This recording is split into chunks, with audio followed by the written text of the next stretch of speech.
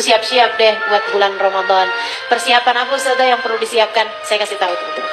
Persiapan paling penting buat Ramadan bukan pastel, bukan. Ya, bukan kurma juga, bukan. Bubur, bukan lagi bubur. Kenapa bisa bubur itu? Bukan.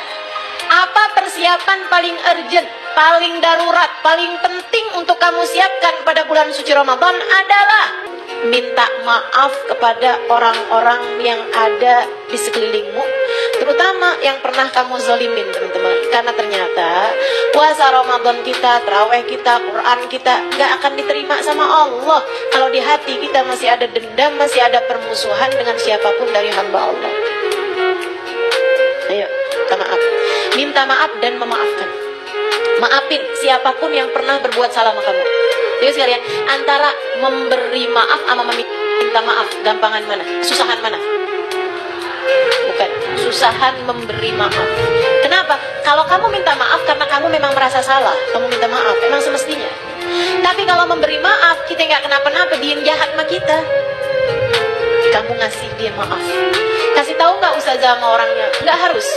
Tapi hati kamu maafin. Gugurin semuanya. Jangan, teman-teman, jangan mau-maunya simpan permusuhan dalam hatimu, bikin amal ibadahmu gak diterima sama Allah. Gara-gara dia yang kamu gak suka, amal ibadahmu gak diterima sama Allah. Amit-amit.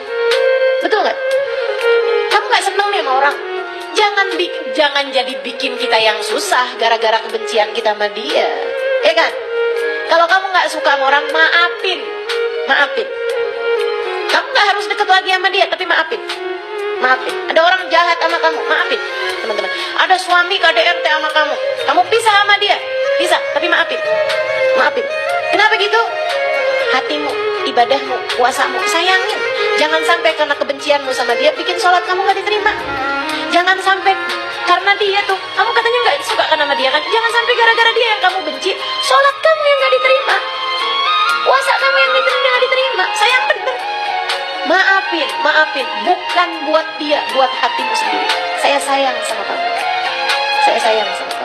Orang itu cukup nyusahin kamu di dunia, jangan sampai nyusahin akhirat kamu.